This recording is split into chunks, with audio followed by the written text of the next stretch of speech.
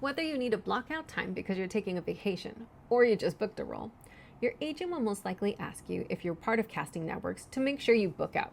In order to do that, you need to go to castingnetworks.com, then click on Login. From there, enter your login information.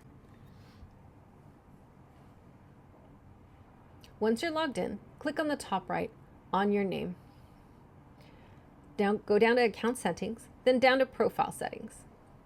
From there, you're going to click on the name of your agent. Then you're going to scroll down and click Add Booked Out Date.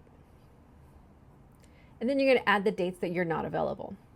In this instance, I'm going to put August 1st through August 12th.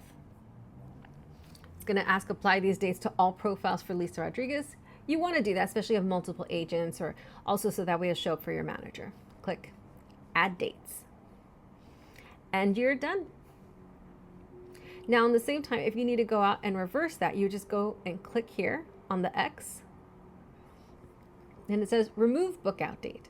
This bookout date will be removed from this profile. To remove it from other profiles, navigate to your profile settings for those profiles. In this instance, I'm going to go ahead and keep it. But if you wanted to cancel it, you click Yes, Remove Date.